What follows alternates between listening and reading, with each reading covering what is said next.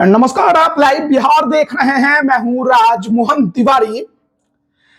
देखिए, बिहार में बीते कुछ दिनों से आप राज्यसभा चुनाव को लेकर लगातार खबरें देख रहे होंगे और समझने की कोशिश भी कर रहे होंगे। आपने देखा होगा कि राज्यसभा में अपने सदस्य को बनाने के लिए कितने आपके पास विधायकों का आंकड़ा होना चाहिए, कितने आपके पास संख्या बल होना चाहिए। राजद को नुकसान हो रहा है, ये साफ दिखाई दे रहा है। जदयू, बीजेपी और चिराग पासवान की लोजपा रामविलास की पार्टी से सदस्य बनाए जाने को लेकर चर्चा हो रही है। जीतन राम मांझी इससे नाराज दिखाई दे रहे हैं। उपेंद्र कुशवाहा को रिपीट नहीं करने की खबर सामने आ रही है। लेकिन इस राज्यसभा चुनाव के बीच ही हम आपको बिहार विधान परिषद के 9 सीटों पर जो एमएलसी बनाए जाने हैं, जिनके कार्यकाल समाप्त हो रहे हैं जून के महीने में, तो उससे पहले ही अप्रैल मई में वहां पर चुनाव करा लिए जाएंगे उन सीटों के लिए। तो उसके बारे में जानकारी देने के लिए हम आए हुए हैं और आपको हम बता देते हैं कि जो 9 एमएलसी की सदस्यता खत्म होने वाली है, जिनका कार्यकाल समाप्त होने वाला है। देखिए, थोड़ा समझने की कोशिश कीजिएगा क्योंकि थोड़ी आवाज में दिक्कत है, आवाज थोड़ी बैठी हुई है, तो हो सकता है कि उतना क्लियर आवाज आपके पास ना पहुंचता हो, लेकिन कोशिश हम कर रहे हैं। तो जो 9 सदस्यों का कार्यकाल संपन्न हो रहा है, उसमें भारतीय जनता पार्टी के 2 सदस्य हैं, सम्राट चौधरी और संजय मयूख। देखिए, सम्राट चौधरी तो अब विधायक बन गए, तो उनकी सीट तो वैसे ही खाली हो गई और टर्म अब ज्यादा नहीं बचा है, इसलिए उस सीट पर उपचुनाव नहीं होगा। संजय मयूख 2 बार से एमएलसी बन रहे हैं और उनका कार्यकाल भी संपन्न हो रहा है। जनता दल यूनाइटेड से 4 सदस्यों का कार्यकाल संपन्न हो रहा है, जिसमें भगवान सिंह कुशवाहा तो जगदीशपुर से विधायक बन गए, तो उनकी सीट भी रिक्त हो चुकी है। कुमुद वर्मा, गुलाम गौस और भीषम सहनी, ये अन्य 3 हैं जदयू के, जिनका कार्यकाल संपन्न हो रहा है। राजद से 2 सदस्यों का कार्यकाल संपन्न हो रहा है, मोहम्मद फारूक और पार्टी के बड़े नेता राबड़ी देवी के मुंह भोले भाई सुनील सिंह, और कांग्रेस के एक हैं समीर सिंह। तो ये 9 सीटों पर अप्रैल मई के महीने में चुनाव निर्वाचन आयोग कराएगा और जिनके पास अधिक विधायक हैं वो अपने सदस्यों को अधिक संख्या में एमएलसी बनाने में कामयाब रहेंगे।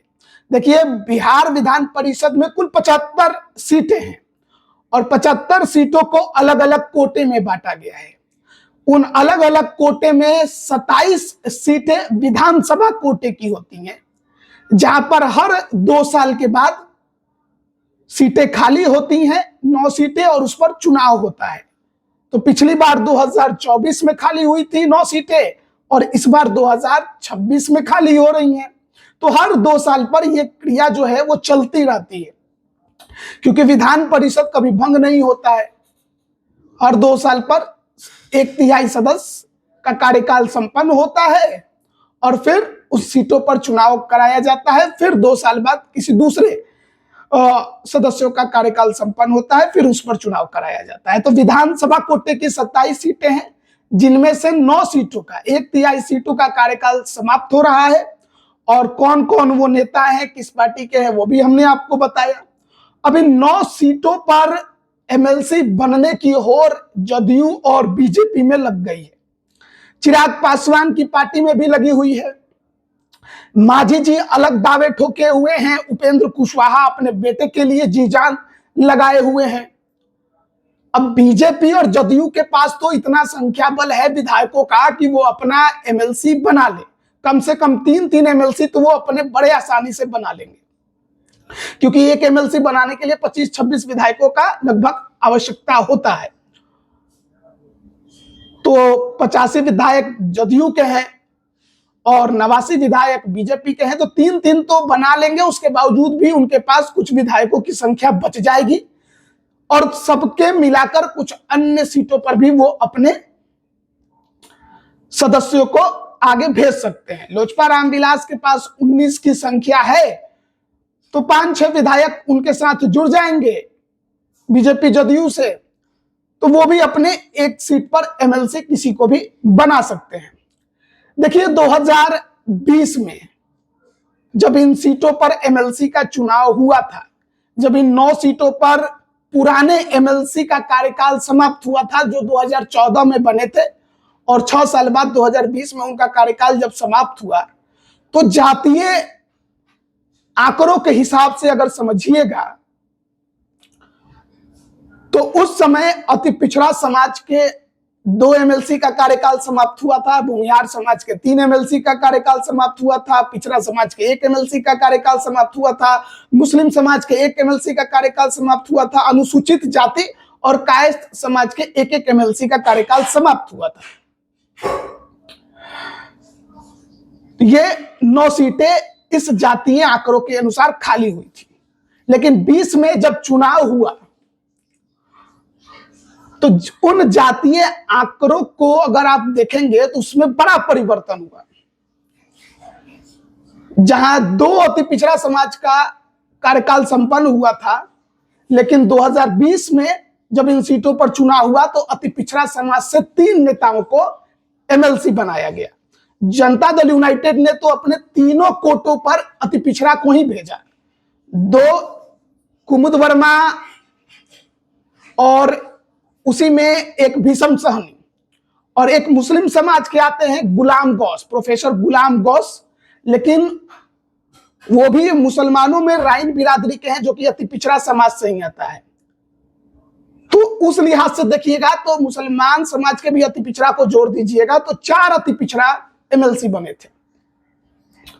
भूमिहार समाज से 3 नेताओं का कार्यकाल संपन्न हुआ, लेकिन किसी भी पार्टी ने उस समय भूमिहार समाज से किसी नेता को एमएलसी नहीं बनाया। 2 तो बीजेपी से खाली हुए थे, कृष्ण कुमार सिंह और राधा मोहन शर्मा, लेकिन ना इन दोनों को रिपीट किया गया, ना दूसरे पार्टियों में से किसी ने भूमिहार समाज में से किसी को एमएलसी बनाया। मुस्लिम समाज की बात करें तो एक तो प्रोफेसर गुलाम गौस अति पिछड़ा समाज से जरूर है अपनी बिरादरी में, लेकिन मुस्लिम समाज से भी है, तो एक वो, और राजद से एक मोहम्मद फारूक, उनको बनाया गया था। सवर्ण समाज की बात करें तो भूमिहार समाज से तो कोई रिपीट हुआ नहीं, लेकिन राजपूत समाज से 2 और कायस्थ समाज से 1 को एमएलसी बनाकर आगे भेजा गया। ब्राह्मण और भूमिहार का जो संख्या था 2020 के एमएलसी चुनाव में वह 0 था। कोई भी पार्टी ने ब्राह्मण भूमिहार से किसी को आगे नहीं बढ़ाया। अब देखिए 2020 में जो 9 एमएलसी बने जिनका कार्यकाल संपन्न हो रहा है, उसमें 1 सीट पर थोड़ा सा परिवर्तन हुआ है, क्योंकि उस दौरान राजद ने 3 अपने सदस्यों को एमएलसी बनाकर विधान परिषद भेजा था, जिसमें 2 का तो कार्यकाल समाप्त हो रहा है, मोहम्मद फारूक का और सुनील सिंह का, तीसरे हैं रामबली चंद्रवंशी।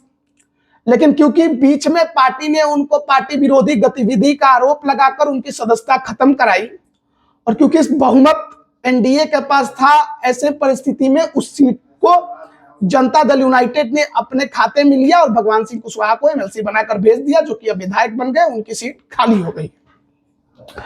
अब सवाल है कि 2026 में जो इन 9 सीटों पर एमएलसी का चुनाव होने वाला है, तो बीजेपी, जदयू, कुशवाहा की पार्टी, मांझी की पार्टी, चिराग पासवान की पार्टी किनको एमएलसी बनाकर भेजेंगे? कौन कौन दावेदार पहलवान बनकर उभर रहे हैं, और जातीय समीकरण का कितना ध्यान रखा जाएगा? देखिए बिहार का चुनाव हो और जातीय समीकरण, जातीय गोलबंदी की बात ना हो ही नहीं सकता। ऐसे में देखना बहुत दिलचस्प है कि इस बार भारतीय जनता पार्टी और जनता दल यूनाइटेड किसको किसको एमएलसी बनाकर भेज रहे हैं। चेहरों पर हर किसी की नजर है। क्या अनुसूचित जाति से भी किसी को भेजा जाएगा या नहीं भेजा जाएगा? क्योंकि 2020 में 1 सीट खाली हुई थी अनुसूचित जाति की भी, लेकिन उस सीट पर भी किसी अनुसूचित जाति को नहीं भेजा गया था, उनका भी संख्या 0 कर दिया गया था। तो ऐसी परिस्थिति में अगर आप देखिएगा तो बीजेपी बड़े आराम से 3 एमएलसी की सीट अपने कब्जे में ले सकती है। जनता दल यूनाइटेड की 4 सीटें खाली हो रही हैं, लेकिन संख्या बल के हिसाब से वो भी 3 सीटों पर बड़े आसानी से अपने एमएलसी बना सकता है। तो ऐसी परिस्थिति में वो अपने तीनों एमएलसी को रिपीट करेगा। 3 जो जिनकी सीटें खाली हुई हैं, भगवान सिंह कुशवाहा तो वैसे भी विधायक बन गए, तो उनकी चर्चा छोड़ दीजिए। बचे कुमुद वर्मा, भीषम सहनी और प्रोफेसर गुलाम गौस। तो क्या इन्हीं तीनों को रिपीट किया जाएगा या फिर कोई नया चेहरा नीतीश कुमार मैदान में लेकर आएंगे? ये देखने वाली बात है। बड़ी बात है कि तीनों अति पिछड़ा, कुमुद वर्मा हो, भीषम सहनी हो और प्रोफेसर गुलाम गौस मुस्लिम समाज में भी अति पिछड़ा समाज से आते हैं। बीजेपी की बात करिएगा तो बीजेपी भी बड़े आसानी से 3 एमएलसी बना सकती है और इसमें रिपीट किसको करेगी किसको नहीं। अब सम्राट चौधरी का सीट तो वैसे भी खाली हो गया, तो सम्राट चौधरी विधायक बन गए डिप्टी सीएम में, उनको तो फिर से एमएलसी बनाने की कोई जरूरत है नहीं, उनकी सीट खाली है। तो सम्राट चौधरी कुशवाहा समाज से आते हैं। अब उनकी सीट पर किसी दूसरे कुशवाहा को भेजा जाएगा या फिर किसी भूमिहार को भेजा जाएगा जो 2020 में रिटायर हुए नेताओं की जगह पर किसी भूमिहार को नहीं भेजा गया।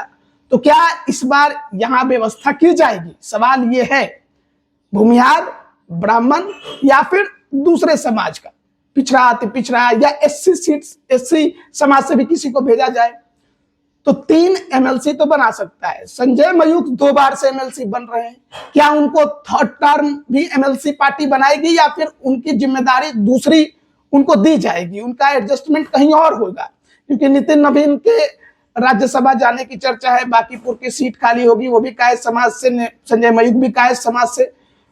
तो उस सीट को लेकर भी कई तरह की खबरें चल रही हैं। पार्टी के अंदर दावेदार तो उस सीट को लेकर बहुत सारे हैं, पर देखना होगा कि संजय मयूख को पार्टी किस भूमिका में रखती है। क्योंकि संजय मयूख बिहार से दिल्ली, दिल्ली से बिहार, एक बीच में कड़ी का काम पार्टी के लिए करते रहे हैं। तो किसी विधानसभा का विधायक बनाकर उनको एक जगह पार्टी छोड़ दे, थोड़ा इसका अनुमान कम है। उनको एमएलसी बनाने की ही चर्चा ज्यादा है। अब देखना होगा कि बीजेपी है, बीजेपी तो वैसे भी ऐसे ऐसे फैसले ले लेती है, ऐसे ऐसे चेहरों को आगे कर देती है जिसके बारे में कभी कोई चर्चा ही नहीं होती है, कहीं नहीं। तो देखना है कि इस बार वो 3 एमएलसी बीजेपी से कौन बनेंगे और किस समाज से बनेंगे। नाराजगी बहुत से समाजों की है बीजेपी को लेकर, अब उसकी भरपाई करते हैं या नहीं। वैसे भी पार्टी कार्यकर्ताओं की पार्टी कही जाती है, तो उम्मीद है कि नीचे से ही किसी को पार्टी जो है वो उठा कर लेकर आए और उनको एमएलसी बना दे। हमने देखा भी कई ऐसे चेहरे हैं जिनको पार्टी ने उठाकर एमएलसी बनाया। आप देखिए नितिन नवीन जो बांकीपुर के विधायक थे, उनको तो राष्ट्रीय कार्यकारी अध्यक्ष बना दिया। तो बीजेपी तो अपने अचंभित कर देने वाले फैसलों के लिए ही जानी जाती है। बचे चिराग पासवान, 19 विधायक है, 5-6 विधायकों का समर्थन ले ले एनडीए से, जिसकी उम्मीद है कि इनको तो मिल ही जाएगा, किसी प्रकार की कोई दिक्कत नहीं है। तो चिराग पासवान किसको एमएलसी बनाकर भेजेंगे? देखिए अब तो लोकसभा में 5 इनके सांसद है, विधानसभा में इनके 19 विधायक है, लेकिन एमएलसी और राज्यसभा की सीट खाली है।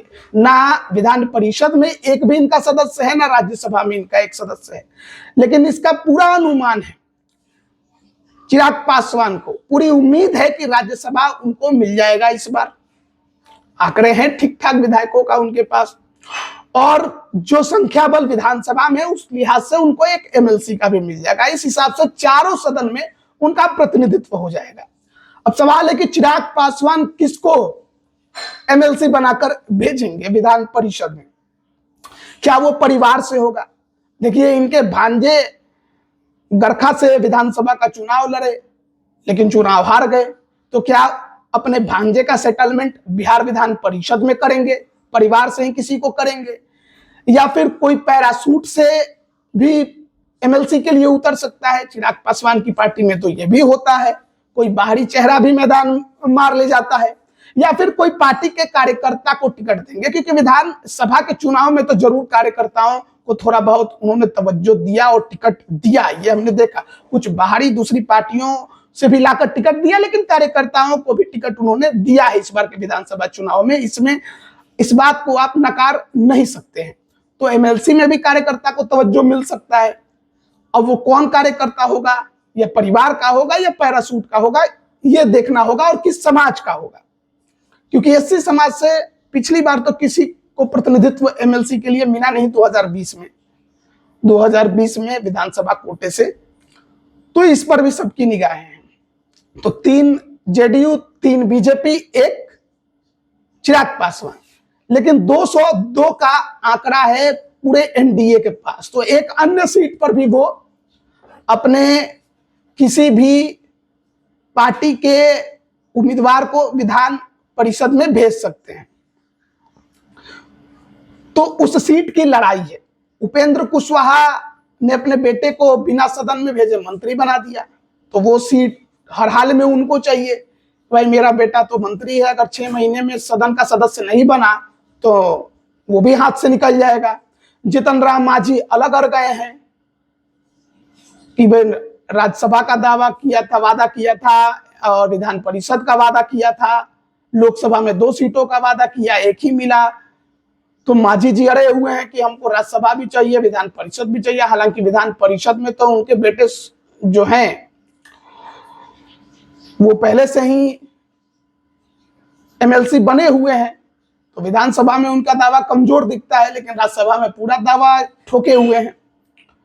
अब उपेंद्र कुशवाहा के सामने इस सीट को अपने पास लाना हर मतलब किसी भी तरीके से उपेंद्र कुशवाहा की कोशिश होगी कि वो ये सीट, जो 1 सीट है एमएलसी की बच रही है, वो अपने पास खींचकर ले आए। क्योंकि बेटे को हर हाल में एमएलसी बनाना होगा। अगर नहीं बना पाए तो फिर मंत्री का पद जाएगा।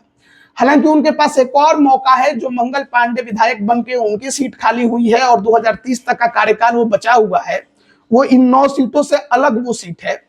तो उस सीट पर उपचुनाव में वो एनडीए का समर्थन लेके बेटे को एमएलसी बना सकते हैं। लेकिन सवाल यह है कि क्या उपेंद्र कुशवाहा को इसके लिए समर्थन मिलेगा, क्योंकि वर्तमान जो राजनीतिक हालात राष्ट्रीय लोक मोर्चा के हैं वो ठीक नहीं है। 3 उनके विधायक उनसे ज्यादा बीजेपी के नजदीक दिखाई दे रहे हैं, और अगर खरमासबाद वो बीजेपी में चले गए तो एक बात तो मानकर चलिए कि फिर तो उपेंद्र कुशवाहा और एनडीए का नाता ही टूट जाएगा। तो ना बेटे मंत्री रहेंगे, ना उनको एमएलसी की जरूरत पड़ेगी। पत्नी एक विधायक है उनकी, लेकिन वर्तमान राजनीतिक हालात उपेंद्र कुशवाहा के मुताबिक दिखाई नहीं दे रहे हैं। तो ऐसे में उपेंद्र कुशवाहा को यह सीट मिलेगी नहीं मिलेगी, इस पर सस्पेंस जो है वो बरकरार हो गया है। अब देखिए क्या, क्योंकि एनडीए के अंदर बीजेपी अभी सबसे बड़ी पार्टी है, 89 विधायक है उनके पास, हालांकि 4 ही सीट कम है जेडीयू का। तो क्या इस बार भारतीय जनता पार्टी इस कोशिश में लगेगी कि वो नीतीश कुमार से ज्यादा एक अन्य सीट पर अपने उम्मीदवार को एमएलसी बना ले? 4 बीजेपी हो जाए, 3 नीतीश कुमार और 1 चिराग पासवान, तो 8 सीटें हो जाएंगी। 1 सीट तो विपक्ष के खाते में चली ही जाएगी। उनके पास इतना संख्या बल तो है कि वो 3 सीटें उनकी खत्म हो रही है, कांग्रेस की 1 और राजद की 2। लेकिन पूरा विपक्ष मिलकर केवल 1 सीट पर ही अपना एमएलसी बना सकता है। अब राजद ही बनाएगी, किसको बनाएगी, वो सुनील सिंह को रिपीट करेगी या कोई और चेहरा होगा, ये देखने वाली बात होगी। लेकिन फिलहाल जो एमएलसी का गुनागणित बन रहा था उसको लेकर हम आप तक खबर पहुंचा रहे थे। अब बने रहिएगा हमारे साथ, तमाम अपडेट हम आप तक पहुंचा रहे हैं। आप सभी का बहुत बहुत धन्यवाद।